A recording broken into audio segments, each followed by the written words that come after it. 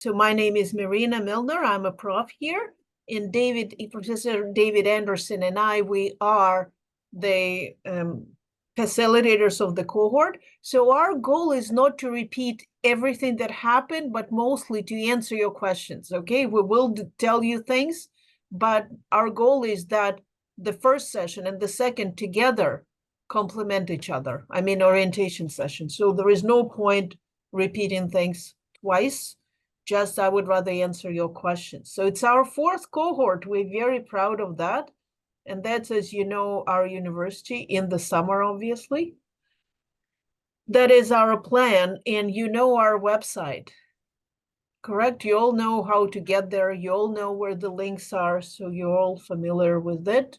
So the introduction, the background, the schedule, and the main thing is in red.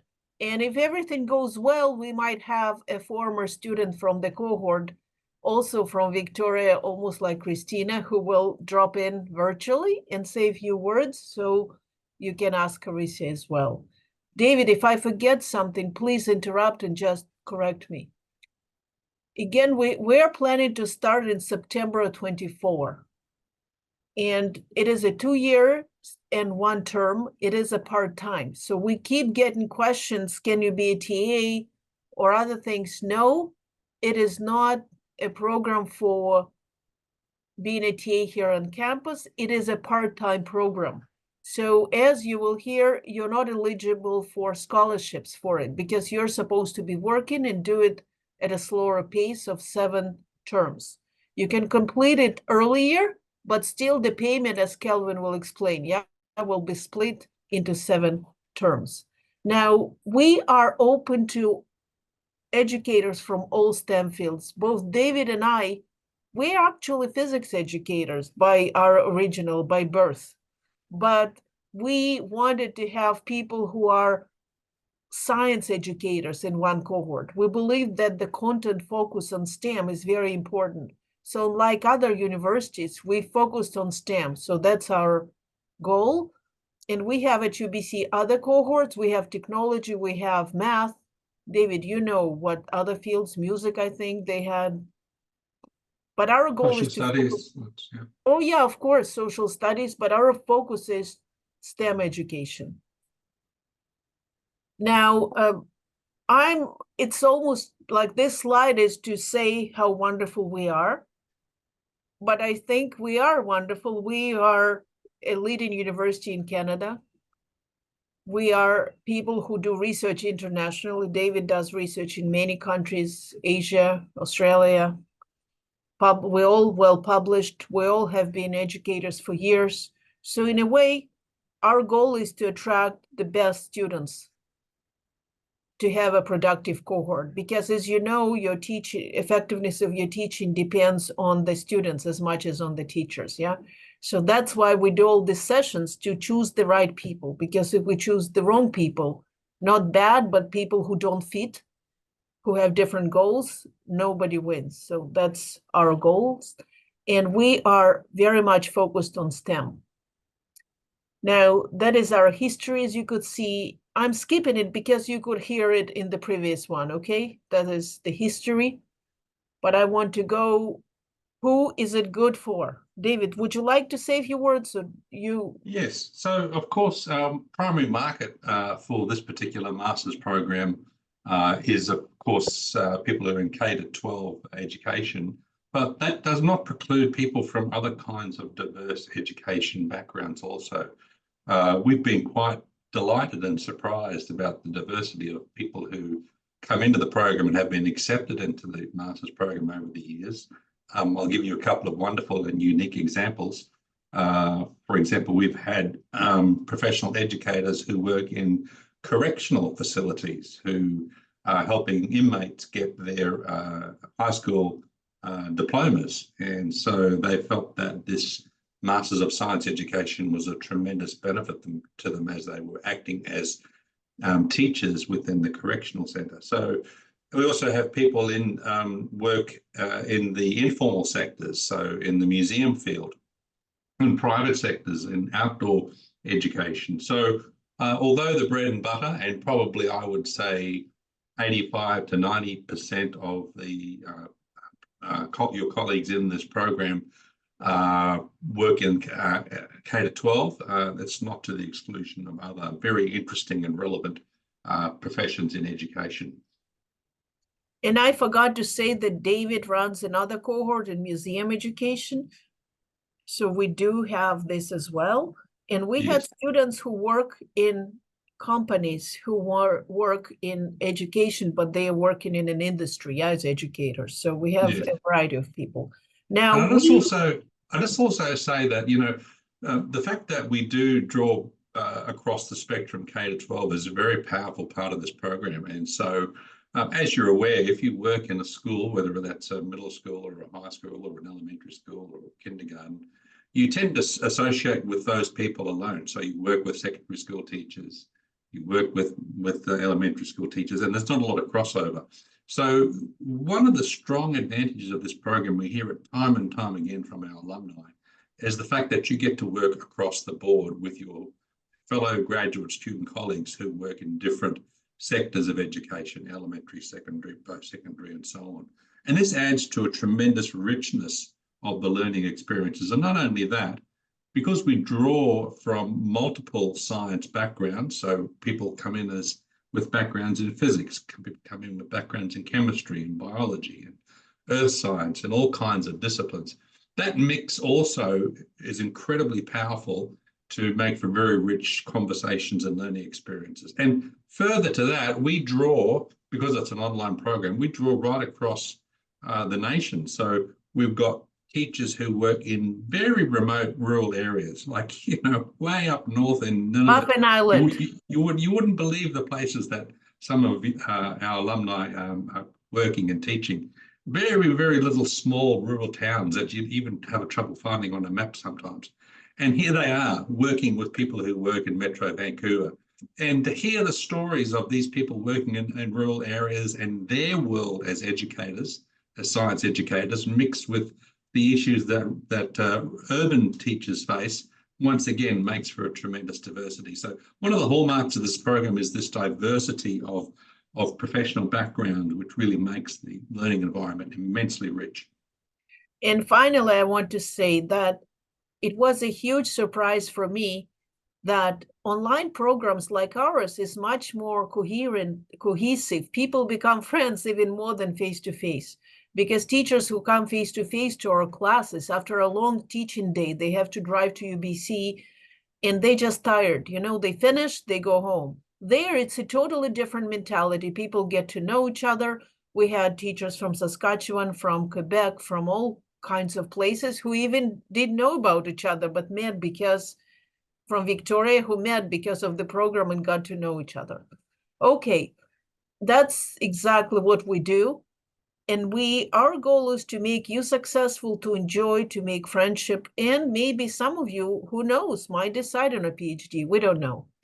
Now, those are the people who are part of our program. That's the head of our department, who is also a science educator, Professor Samson Nashon. We have, of course, David Anderson, who is here. That's probably a picture somewhere in Japan, or I do not know Victoria, where. actually. Oh, Victoria. Oh, yeah. That's Butchart Garden, no? I think it is, yes. Yeah, oh, Victoria, of course. Now, that's me. That is Cynthia Nicol, who has an amazing math education cohort, and our students take courses from each other. She's teaching MEd and math education. Lisa McIntosh, she is an expert, did her PhD with David on museum education. She worked for years in the planetarium. David, am I right? Macmillan Space Center? Yes, and the aquarium. Oh, in the aquarium? So we have people who worked in different fields, not just who know theories. We have Guo Peng Fu, who is did PhD with us. He now is a professor in China. He teaches online with us as well. Fu had been in touch with Fu soon, about 15 years now, David, for a long time. Probably, yeah. Yeah. Now, Oksana Bardos, she's a very experienced science educator, environmental educator, teaches courses for us. She is fantastic. And I just want to say that all the people are handpicked by us. We only And I'm absolutely saying seriously, we only choose people who know that we can share our philosophies of teaching and community and science education with them. So now, very quickly, I'm moving to the schedule. I'm doing it. So David, you will be checking messages, okay? If I miss them, so people can ask questions, you will please monitor.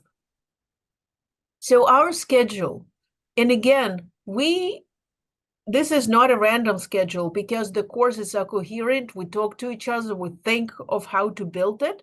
So we have 2 years of scheduled courses. So you are working in, how do you say it, lockstep, or you're taking the courses as a cohort. That's the whole idea. It's not random people. Sometimes we allow people from other universities to join.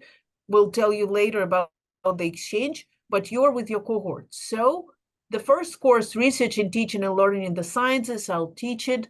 Then Methodologies course, then Science Learning in Informal Setting. Do you see that it's only one course a term? Because you work full-time. You have lives, we know that. So we're not expecting for you to take 5 courses in one term. And then you have an elective, and we'll talk separately about the electives.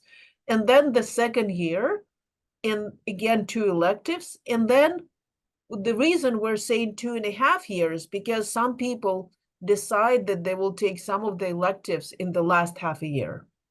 So, but you can finish the program in 2 years. So that's quite a few people have done it, correct, David?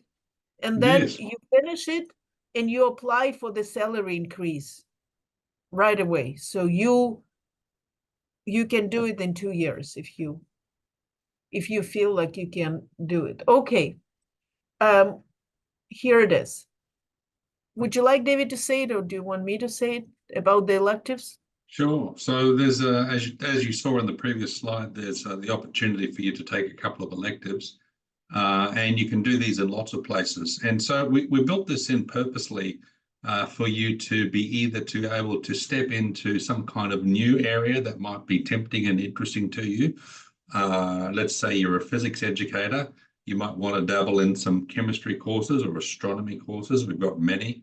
But also, if you are working in a specific discipline and you want to progress in the same discipline, you can do courses that match that same discipline. So there's a lot of courses that you can do across the university system. So across UBC, Vancouver and Okanagan, of course, there's thousands and thousands of courses that you can pick from. Many of them these days are increasingly accessible online.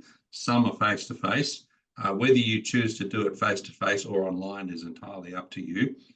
Further to that, because probably you're all in far-flung places, or many of you, not on the Lower Mainland. Let's say you're in Toronto or Saskatchewan. We've got partnership relationships with many of the major universities across the country. So you could also do electives at your local university where you're close by, and have that count as credit. Now, the advantage of that is that because we have these reciprocal relationships with many universities across the country, you don't actually pay for those courses. Your tuition is covered within the tuition that you pay to UBC, with the exception of sometimes some very small administrative fee that the external universities may charge. But there's a lot of courses to pick from. And if you go to our program website, you can see many of the different kinds of options that you can access. And actually, we keep a master list of all the past electives that students have taken, and we make that available to you. So you can see over the last 6 years, the many different kinds of electives people have picked from locally in Vancouver, in UBC, but also in other universities. So yeah, lots to pick from. And also, if you wish, you can take an extra course. In a master's program, people don't pay per course like undergrad. So if you decide that you want another one for yourself, let's say you can even take 4 electives. We'll approve it. It's just only 3 will count as electives, but you can do it for your own sake because you always wanted to take a course. The only thing is you have to talk to us, so we have to approve. We have to be able to justify why you're taking a course that you want to take. Now, I'll just say a few words that one of the things we started a few years ago that we realized with one of the positive things about COVID, that a lot of conferences turned to be online conferences. And we realized that with that, our students have access to the events that we didn't even think before. So for the last couple of times, our students participated for free in STEM conferences that were organized. The challenge is that we have to figure out which one will work for the timing. Yeah, that's always hard for us. But we do that. So our goal is to give you a chance to participate in events that you would not have ever considered to participate. And then who knows what you will decide to do. This was a very positive experience, I think, for the students. And the second one, the STEM 2021, David and I were organizing, and then our colleagues at the University of Sydney organized another one. We even created a course, a graduate course that was based on the conference. So it was one of our ideas to encourage you to think of education differently. Now, I just wanted to say that we will very quickly go over, Kelvin, will you say a few words, please, about the admission requirements? And more you said already before, but just a quick recap, please. Just thank you. Of course. So yeah, we're going to go over the admissions and application requirement right now. Next slide, please. Yeah, you just guys stop us as soon as you need the question, you stop us right away. Yeah. So for basic admission requirements, this is a requirement set by not only our program, but also by the UBC Graduate School. We are looking at a 4-year undergraduate degree in education and/or science, or something of equivalent. And we do have a GPA requirement that's roughly a B+, so 76% at UBC for all senior level courses. So that's roughly your 300 level courses or above. Alternatively, a B or B- range with a 4-year undergraduate degree plus a BEd. Please note that this is not a hard cutoff point in terms of GPA, and special cases can be made for a slightly lower GPA if the rest of your application is considered to be strong enough. As mentioned on the slide right here, the admissions committee will submit a special case rationale for you to the UBC Graduate School if your GPA is not quite there, but we still determine you to be a strong candidate. You're also going to be asked to upload transcripts. So while you are applying for the program, you'll be asked to upload a scanned copy or an electronic copy of your transcript. And once you're actually admitted into the program, that's when you will be submitting your official transcripts directly from the university, either electronically or physically. And when we say requiring all post-secondary transcripts, with the exception of UBC, we do mean all. So if you have attended anywhere else for your exchange programs or transfer credits, you have to provide transcripts, even if it's only one course.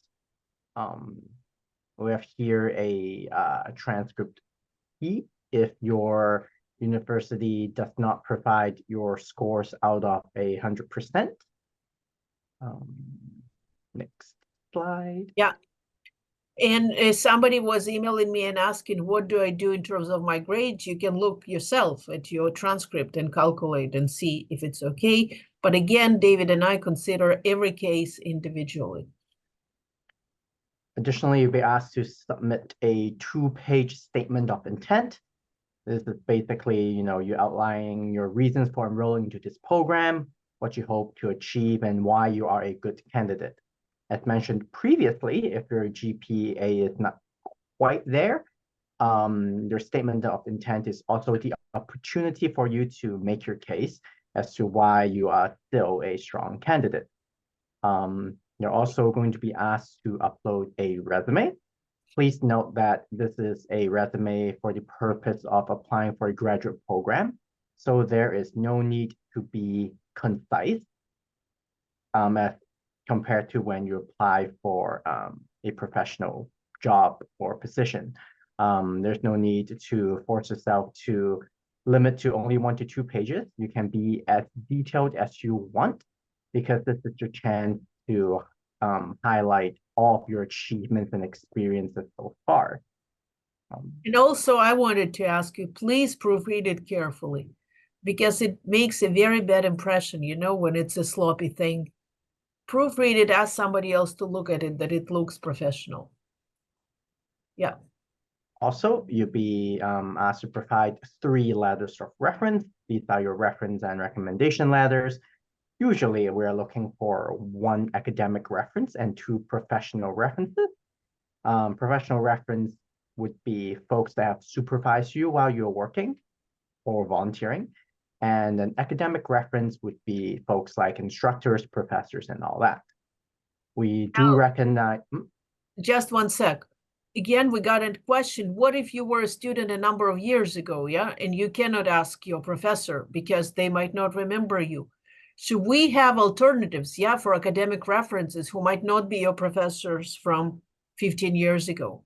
But if you do have a professor, please email him or her your resume and ask in advance, because our system closes. And if they ask the professor to email, you know, by certain deadline, that is the deadline. So please be kind to them and ask them in advance. Yes, Kelvin. Yeah. So basically, as Marina mentioned, it is great to inform your references early in advance. Basically, if you believe that your references are going to submit your letter in 2 weeks' time, it'll probably take at least 3 weeks' time. So it's good to give yourself some buffer. Anyhow, when you are filling up your application, you'll be asked to submit the email addresses for your references.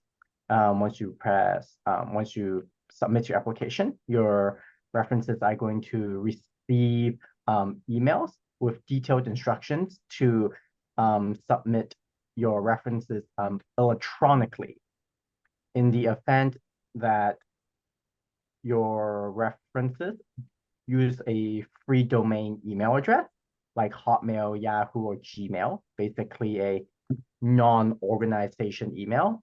Instead, they receive instructions to print out a reference form, fill that in, and instructions to mail it to us physically.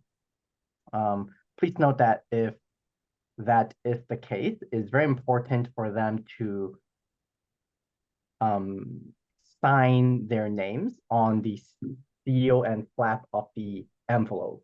Sign their names, put down a date, and this is basically to prevent reference fraud. And please also ensure that within the reference, they are mentioning that you are actually applying for this program. And this is basically to make sure that this reference/recommendation letter addresses the application to this program and is not a generic recommendation letter. Please note that we cannot accept references sent directly into our email inbox or by phone. Next slide, please. Yes. I think just to add to that, Kelvin, as I mentioned yesterday to another group, I think it's increasingly rare that people actually print letters out and send them in the mail that way. But it's not to say that they can't. So they can do that. It's increasingly rare. However, the best way I think I'd like to advocate to you is to queue your referees up beforehand. So write to them. Tell them what you're doing and tell them, may I use you as a reference? And would you be willing to write a testimony about my capacities for grad study? Do that before. Once they say yes, you can add their email in the e-reference system and the system automatically sends it out to them. That's by far the best way. Definitely, as a piece of advice, don't put someone down you haven't first contacted because it's best to cue them and alert them to say there's something coming down the track. Would you be willing? And to alert them, and then then they'll have a much greater probability of responding. So one of the terrible things that can happen sometimes is that you put your application in and you've got all your documents, and we're waiting on the UBC side for someone's reference, and we're waiting and we're waiting and we're waiting, and Kelvin's got to send a reminder, and we're waiting, and sometimes we just have to give up because they won't respond. And so that's a difficult situation to be in. So it's good to see if you can get some advanced agreement with your referees to say, yes, I would be delighted to be a reference for you before you put them down on your list. Yeah, just talk to them in advance, please, and email them your CV, maybe a few snippets of what Yes, you have done with them. Just help a prof, because help we them. write lots of Yep. those. It's Yep. legitimate to say, remind me, please, what are the things you think I should mention? And it's my choice. If yeah, we did this project, yeah, or this person did that. Just help us. Okay, part-time status, Kelvin. And just to hop off what Dave was mentioning earlier, please ensure that when you're entering your references emails that you actually enter the correct email. We've had many incidences where applicants come back to us and say, oh, my reference did not receive the email, only to realize that when we went back to checking the application, that they typed the wrong email address in the first place. And by the time they realize that, it's only a few days before the application deadline. So make sure you enter the correct email address. Can we go back to the previous slide real quick? Of course, just a moment. Yes, and for those of you who did your university degree outside Canada, where English was not the primary language of instruction, you will also be asked to provide an English language test. If this applies to you, please contact me. The test will have to be taken within the last 24 months for relevancy's sake. Next slide. And just a moment, David is answering questions. I just checked the discussion. I had a question about the electives. So Hayden asked if you can attend a conference. Yes, but we don't control what conferences you attend, but we organize one conference, we try to organize, where everybody attends and we pay for the attendance. And then we have a course usually linked to it, so not only you attend a conference, but it's also part of the course. Now, the same with the electives. The electives we approve. Yeah, we cannot just justify, you want to have a cooking class? I mean, it would be hard for me to justify why a physics teacher wants to take a graduate course on something unrelated. Yes. Well, I was thinking, Marina, sorry, just jumping in. I'm Yeah. thinking of like a conference like the AAPT, one of the AAPT Yeah. conferences. Yeah, it's got to be under the umbrella of an academic course for academic credit. Okay. So that's why I said that sometimes we offered the STEM conference under the umbrella of EDCP 508. Can't remember the title, but Yeah, it's got to be recognized for academic credit. So you can't just go to a conference and say, hey, I went to a conference, give me credit. It's got to be housed within an academic course recognized by the university.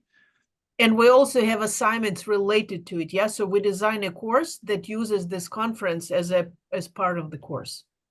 Yeah. And just hopping off what Marina and David are saying regarding electives and them needing to be approved. If you're looking to take an elective through the WDA, it's very important for Marina and David to pre-approve the course before you take it. For WDA Yeah, it's not courses, difficult, yeah? Yeah. It's not difficult. You just email us and say, hello, David or Marina. I'm planning to take this course. What do you think? Yeah. And we just say, oh, tell me more. And you email me the link or a syllabus or something. And we say, yes. We just need to see how we can justify to UBC, yeah, that this course is worth taking as part of the program.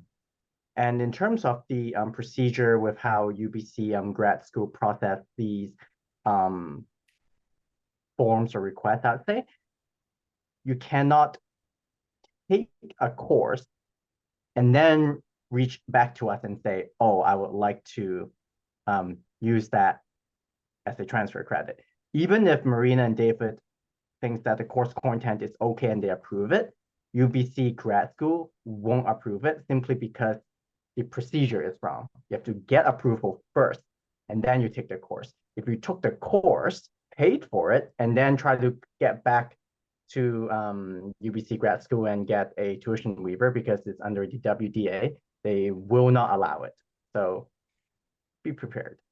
And yes, the acknowledgement of part-time status form, as Marina mentioned, this program is considered part-time, so you're not eligible for scholarships, grants, bursaries, loans, and financial aid and all that stuff.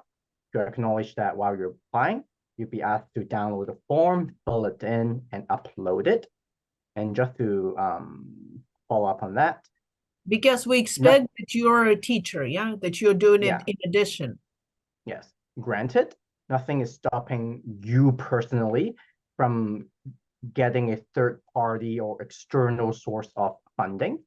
However, if those sources of funding or organization reaches out to UBC grad school and ask, oh,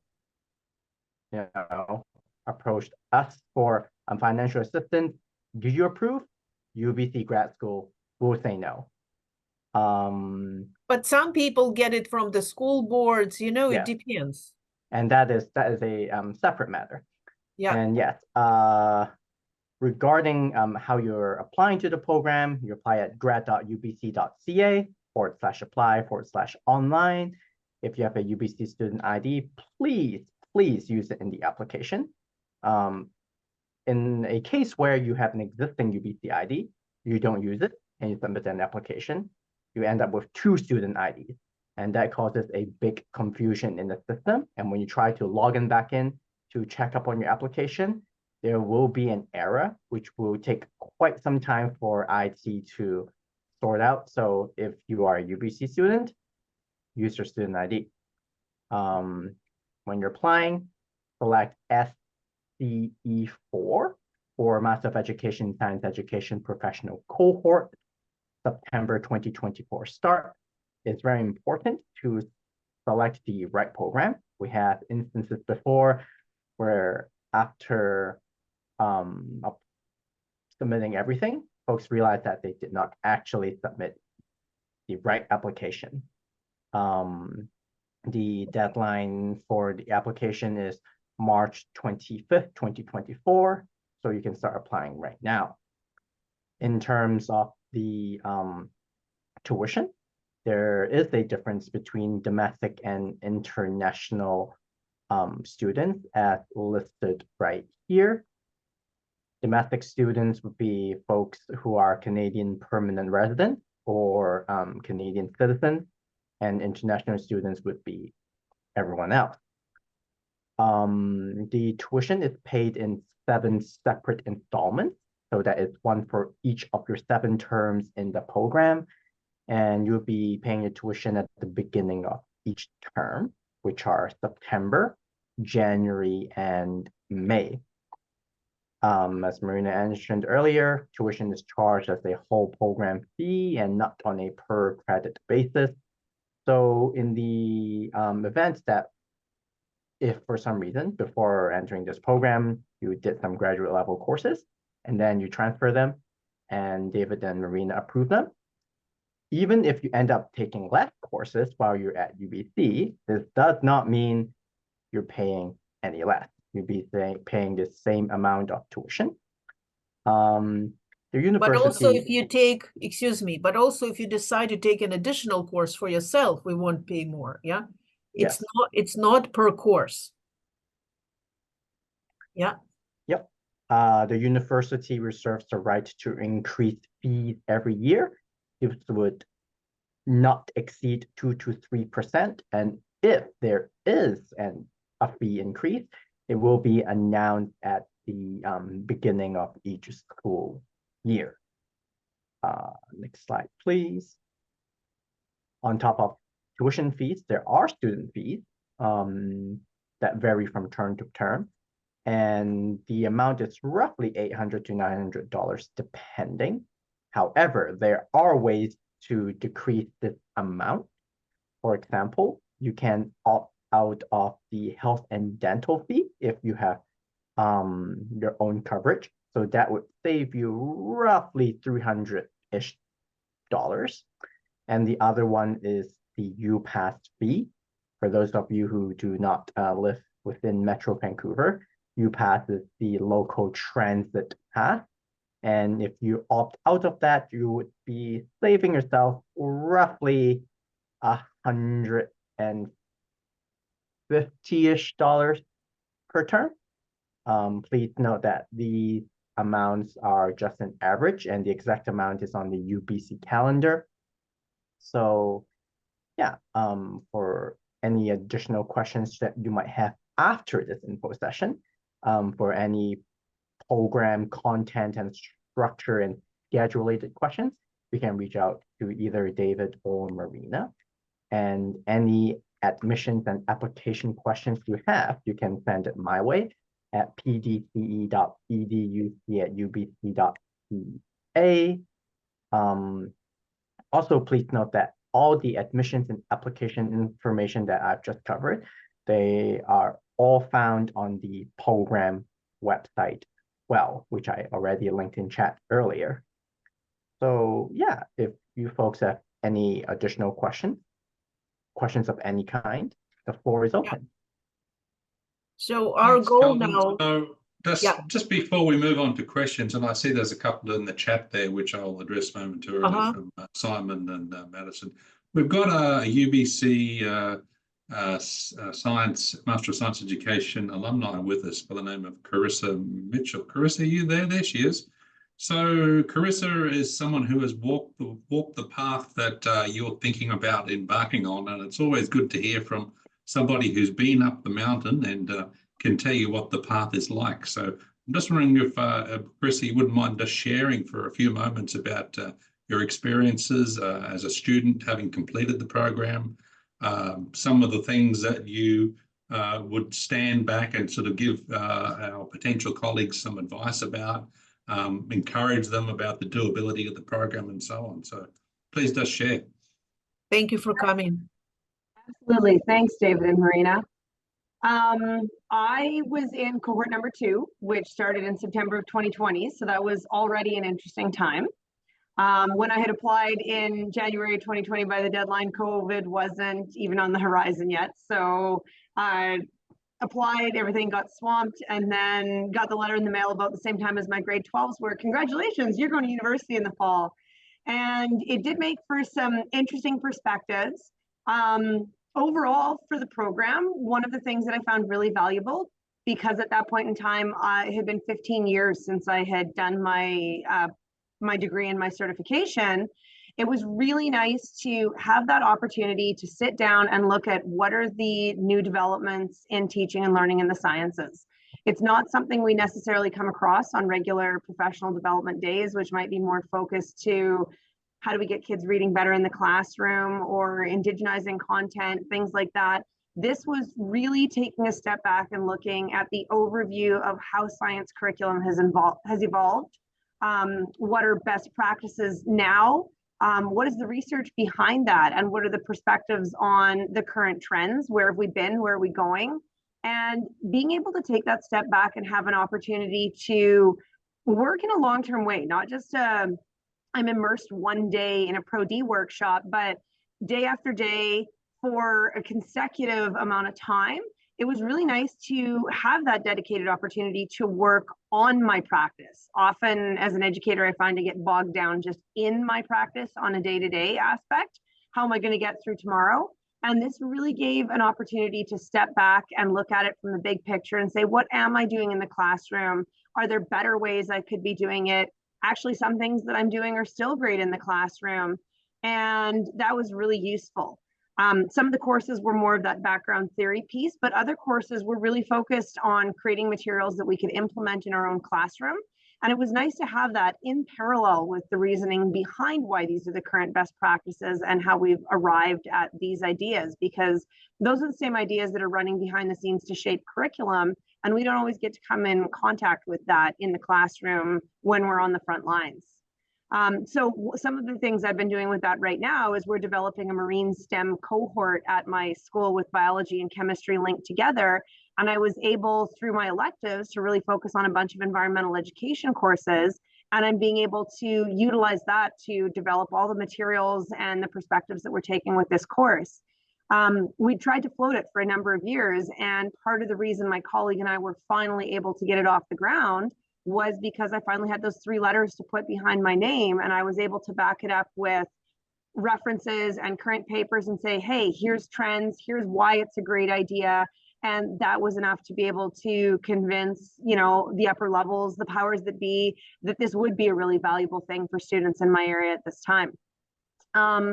You do tend to work, as David and Marina mentioned earlier, you tend to work with the same people day to day, it's same face-to-face interactions. And this program is really neat for 2 reasons. It gives you an opportunity to access a professional learning community that you don't normally have access to. So that would be the professors that are here at UBC that are doing the research, but also the people that you're going to be in the cohort with, because there are going to be people that are interested in science from all levels, right? Elementary, middle, and secondary. Also people that are in different provinces, so maybe a different perspective or a spin on the curriculum.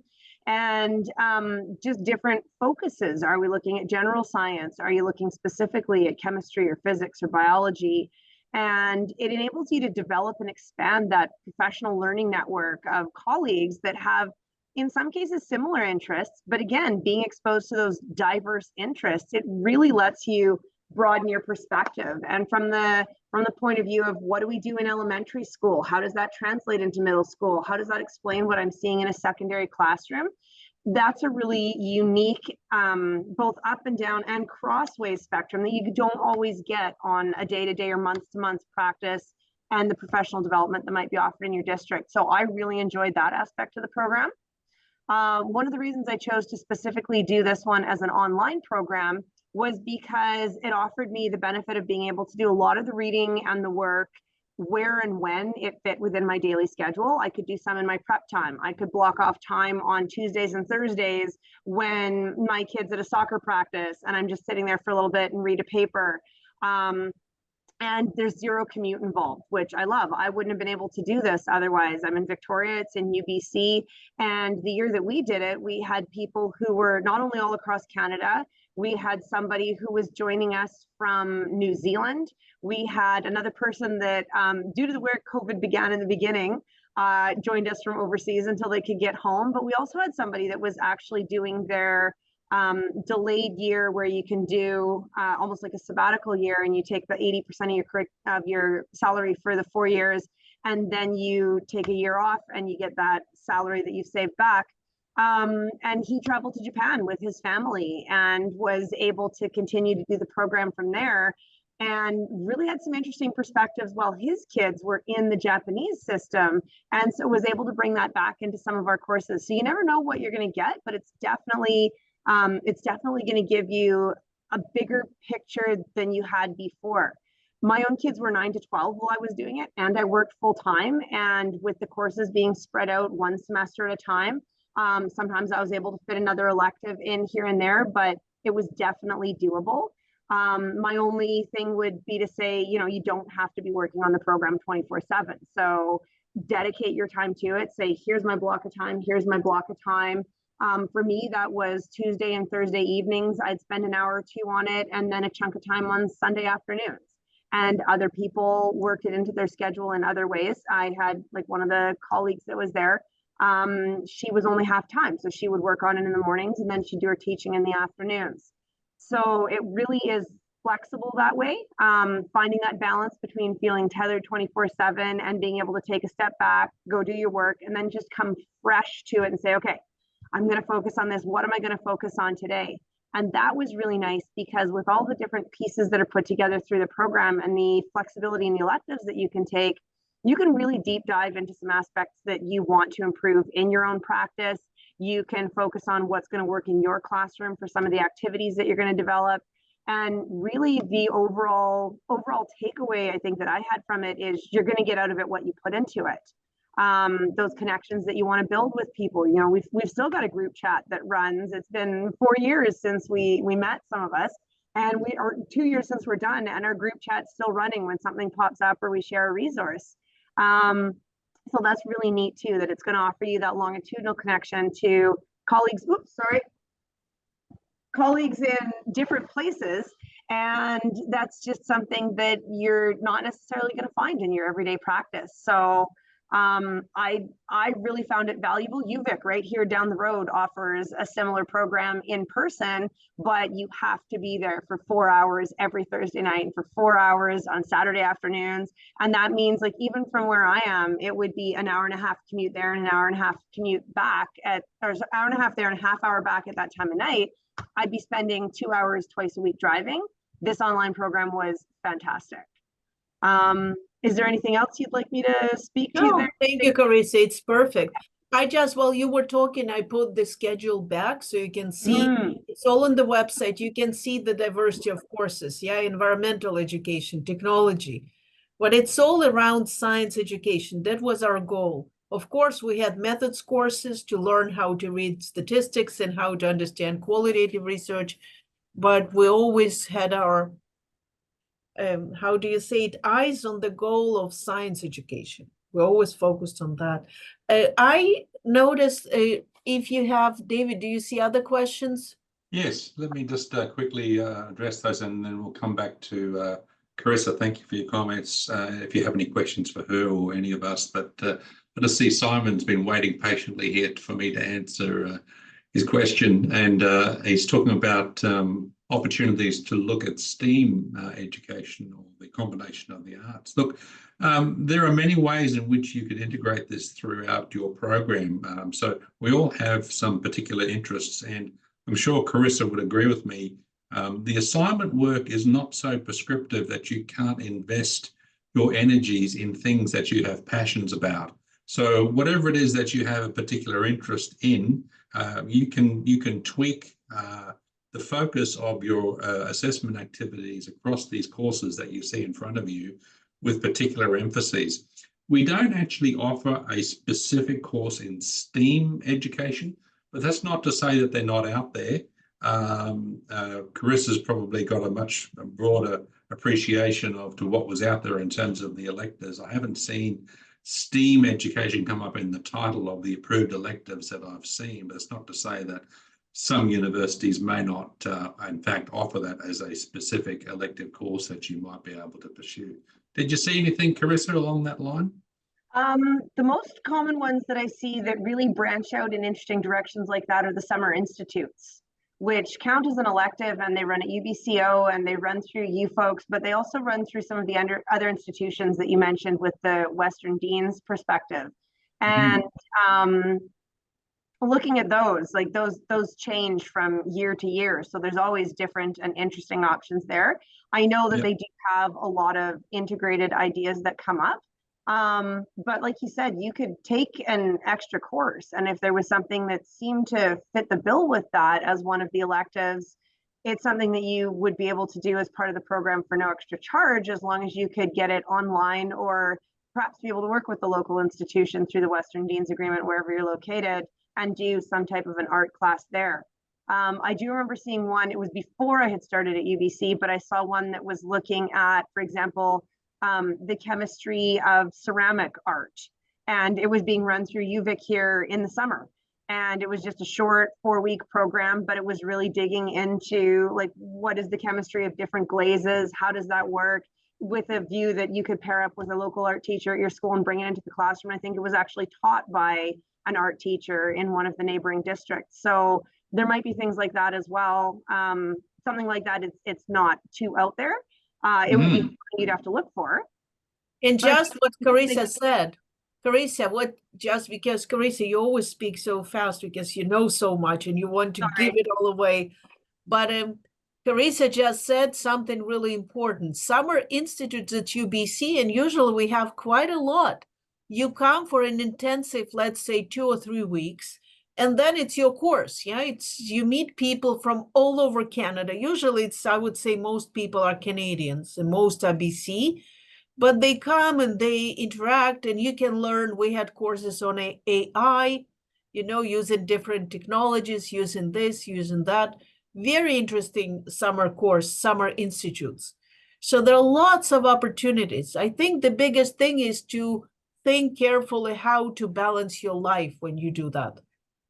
Because you can get almost like, wow, I want this and this and this and this, and you have to be realistic. Maybe it's better to do a little slower the program, but in more depth than to try to get into everything immediately. I just noticed Anki is here, and I wanted to ask, because Anki asked me questions. Anki, do you have any questions? Anki lives in Brunei. Do you have any questions you would like to ask? Okay, if you want, you can type it. I'm just saying, Yes. type it and we'll try to answer. I see Madison's got a question here, and Oh, yeah. he's just seeking clarification on referees. Yes, we often find ourselves in positions sometimes where we haven't been in tertiary education for a while, and our professors are old and grey or retired or passed away, and we can't access them. So these instances where you can't get academic references, professional ones suffice. These people should be at some arm's length from you. So it can't be your next door neighbouring teacher. It's got to be your principal or deputy principal, or someone that you've sort of worked for in the district or done something within the district that's got that professional distance from you. So if you're working at school X and then you get a reference letter from school X, teacher X who works with you collegially, that's not quite enough professional distance. So same school X from the principal at school X is acceptable. Does that help? Yeah, and I see, Anki, you had questions on chat.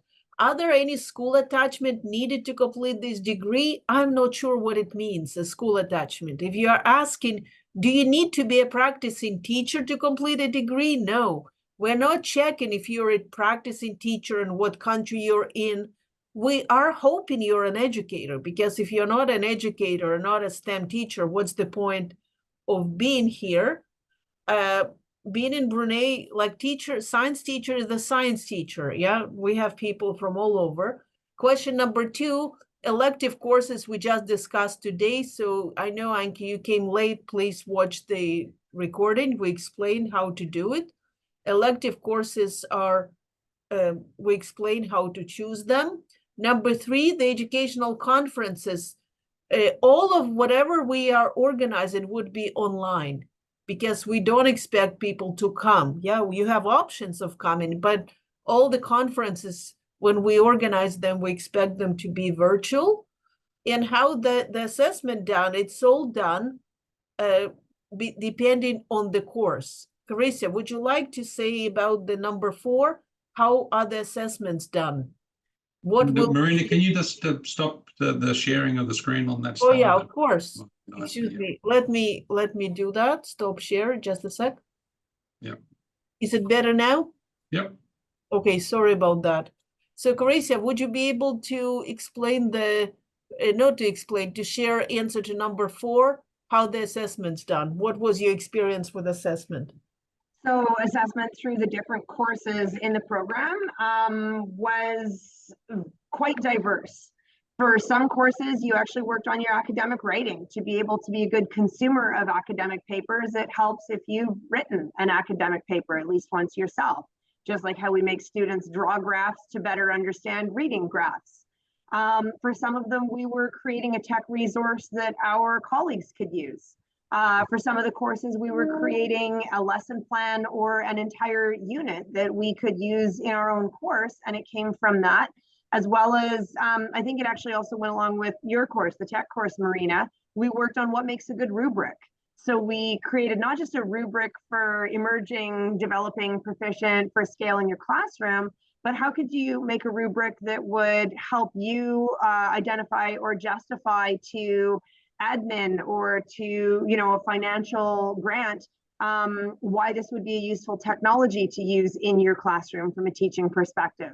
So sort of looking at all levels of it, things you could do in your classroom, ways that you can communicate that to justify what you're doing in your classroom, but also, you know, digging into the research and the background of it. And if you want to go on and do a master's or a PhD, you definitely need that academic writing experience. So there's a balance of different kinds of assessment all through the program.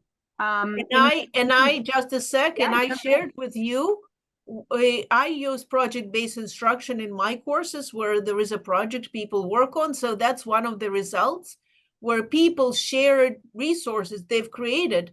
The assignment was, imagine you are asked by your head of the department to create a Pro-D for your colleagues. Choose technology that you feel passionate about and create the materials that you can use them to run this Pro-D for your department. So that's one of the materials that people in my class had created. So that's an example of how one in my course, the assessment was made, but it is not a test of, like maybe in other countries people do, like common. We're not teaching you science per se. Yeah, we're teaching you pedagogical approaches to teaching science. It's not the same thing. Anke, I hope it helps. And at every stage of the game, there was so much feedback and help from the professors and from the other people in the program to be able to grow whatever it was that you were working on. If this was the first time you'd written an academic paper in 5 or 10 or 15 years, getting you back in that saddle. If it was looking at, you know, how our perspective on lesson plans have changed, how are you going to put this together to be a lesson plan that represents UDL and equity in your classroom? So there was, and it was really great because a lot of those involved a peer review part of the feedback process as well, where we'd share with our peers, either, you know, somebody with similar interests, or sometimes it was required to share with somebody with diverse interests, because you come with a really different perspective. And putting on that different hat of, well, I'm a middle school science teacher, what do I think of your chemistry lab? It's nice because some of the students come in with different perspectives, and you need those outside the box pieces of feedback. And sorry, go ahead. I just wanted to echo what you just said, that a lot of people think of online learning, it's the prof creates lectures, dumps an enormous amount of material online, and never interacts with the students face to face. We interacted with the students all the time. So I spend so much more time that I would have spent if I had a face-to-face course. We had so many Zoom meetings and online meetings for office hours and lots and lots of things. So it was clearly a very interactive program. And very face-to-face, it wasn't, we force you to watch lectures and then you never hear from the prof. Sorry, that's what I wanted to say. Oh yeah, no, that's fantastic. And I mean, entering it at the beginning of COVID where everything was a mess, it was still doable to do the program on top of it. And actually, that was one of the great pieces. Hey, it's some different faces that we're looking at on the screen, whether it was getting together and the prof was hosting a Zoom, and those were always recorded so that if somebody couldn't be there, they could still asynchronously watch it later. There was small groups of us that would get together in groups of 3 or 4 on Zoom. And of course, once you get past the, let's check out everybody's background, what are they doing? Then it was a great opportunity to, like, I could chat with somebody who was in New Brunswick or Manitoba, and we could connect and work through a project or build something together and really bring quite a breadth of knowledge to it that is not what you would normally encounter, you know, going down the road where you're going to see all the same people you see at the same Pro-D days and that you work with on a day-to-day basis. So the diversity, I think, is really one of the strengths of this program. Yeah. Does that cover what you wanted me to? I think what you said is perfect. Any other questions, anybody? Our goal today was not to repeat what happened in the previous orientation, but to answer questions. And Hayden, you emailed me, I'll respond separately. May I ask you, like for this MEd degree, do we need to go to a school to do some kind of a an explanation? No, okay. No, had nothing to do with that. No, you're not expected to be in a separate. No. Okay. Hayden said, I watched the last recording and it was unclear if 2 transcripts were needed from each post-secondary. Yeah, the way this works, Hayden, is basically to apply, you can put a transcript in that you may have in your filing cabinet or you've stored away and upload it to the system. So you get a scan of it, you scan it yourself, you upload it, and away you go. If you don't happen to have it, you have to get it from your institution in order to be able to do that. So if you are accepted into the program down the track, so you put the application in, and then a month and a half later or so, or several weeks later, you get the good news, yay, I'm in, then you have to provide secure transcripts. So what is a secure transcript? It's one of two things. One is that you contact your post-secondary institutions, everyone that you've worked with, and then you get them to send your transcript directly to UBC electronically or via the post, okay? Or they send it to you in a sealed envelope that's not opened and has not been tampered with, and then you submit that untampered with envelope with the transcripts to UBC. So UBC will not touch a transcript unless it comes secure via electronic means from the other institutions you've worked at, or it's in a sealed envelope. So that's where the two come in. So if you haven't got a transcript, you need to get potentially 2 copies. So do you want to add to that, Calvin? Yeah, so just replied in chat briefly.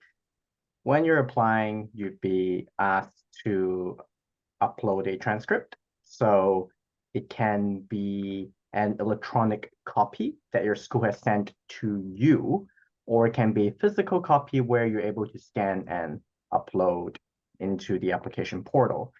Once you're actually admitted into the program, that's when the university asks for the official copy. Official copy can be sent to UBC in many ways. Your university can send it electronically or physically directly to UBC. If your university uses a third-party transcript portal thing, UBC will get the download link. Or if your university only sends out physical copies to you, you can give us the physical copy, but only if you do not open it in any shape or form. Please note that if you're ever planning to hand in a physical copy of a transcript to UBC, you cannot open it in any way. The moment you open it, it is immediately invalid, and it has to still be in the school's official envelope. So it's not something where, oh, I'm going to open it, put it back into an envelope and fill it back in. Doesn't work like that, unfortunately. I am monitoring the questions. Hayden, I responded to you. Other questions. That's your opportunity to ask any question you wish. That's why we're doing that. Yeah. Okay. I expected a question, can I use ChatGPT to help me form a statement of intent? Or something like that. A letter of intent, yeah. I wouldn't do that. Yeah.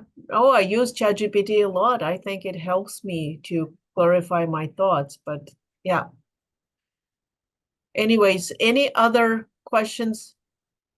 No? Notice, oh yeah, thanks for Simon. Okay, session everyone. Oh yeah, cheers and good night from Simon. I guess if you have any other questions, ask them now. That's a great opportunity to, Madison has not asked anything. I hope she doesn't have questions, or the questions have been answered. Yeah. Can I ask something? Yeah. Yes. Because I have passed my degrees like around 20 years back. So I have no idea if my universities will be able to give the transcript, or because I have the physical copies since then. How do you, I mean, how can I provide the copies in an envelope, or how can the universities which I went 20 years back will be able to provide you the transcripts in case I get admitted? So Yeah, I can respond to that. Kelvin, you will figure it out because that's something you can ask your colleagues. I honestly do not know. I can answer that in So some Anki, degree. email Kelvin, please, okay? And he will help you with Yeah. with answering this specific question. We did have international applicants in the past, so. So basically, most universities are familiar with the process of sending transcripts, even overseas university. In those special cases where, because the transcripts are so old that they do not have an electronic copy available, usually when you approach your school to send UBC the copies, they will tell you that it's not possible. So if you're able to provide us with that information, if you can provide an email from your school that says, this is not something that we can do, UBC grad school will be understanding. Basically, UBC grad school needs proof that your school is saying, oh, we do not have additional transcripts. We can only send you a scanned copy. And if for some reason they just do not send out transcripts at all, send me an email and I will ask grad school for additional information. Kelvin, a quick question. When Christina is asking an important question about what address should she use, to tell her university what's the address to send the transcripts? Is it clear in the application process? Yes, it is clear in the application process, but I can provide some information right now as well. Basically, when you are applying, you'd be sending, if by physical mail, it will be to the PDCE mailing address. Would you please put it here? If you put it to yes, all I of can us. put it there right now. Yeah. That's a unit that administered the program. It's called Professional Development and Community Engagement Unit. When we use this is the mailing address for when you're applying for the program, if you're intending to send it in physically. And it's very important that on the envelope, you write down which program you're applying for, or else it'll just be mixed with the dozen other programs that this office oversees, and that causes confusion for the staff. Once you're actually admitted to the program, then you have to be sending it to UBC graduate school. But by the time that happens, they will be sending you a very detailed email/package on the address then. So at this moment, if you have to send it to us for the application procedure, this is the mailing address. And I know that since other students hadn't been asking during the application, it means that it probably gives the same for us. Please send all the transcripts to this address. Yes. They would tell it during the process. Yeah. Just make sure that it's not sent to general admissions, because that would be lost amongst all the normal undergraduate applicants and we would never receive it. So make sure it's to PDC. This address, you have the address, yeah? To this address. I feel like, sorry, am I muted? No. No, we can hear you. No. I have put in an application and I thought I'd done everything as per the instructions, but I feel like my application has maybe been lost because when I go online, it just says it's pending, it's submitted, but I feel like it didn't get to where it had to go. So I don't know how to follow through with this. Kelvin, could you please check Christina's application? Christina, yeah, I can do that. Zeltzer? We might just do that off camera, Marina, Yeah. because that's a No, I just mean that Christina's application in the future. Are there other questions that we can answer before we finish up tonight? Yeah, Christina, you just email Kelvin directly and you'll be in Okay. touch, two of you. Okay, I feel like that's what I need to do, so I will. Yeah, we'll figure it out. Yeah, I apologize. I feel like No, not at all. We're all It's- humans. I'm also one of Mm. those people who graduated 25, 30 years ago, so I understand why it's a little confusing. Yeah, that's okay. We're all learning.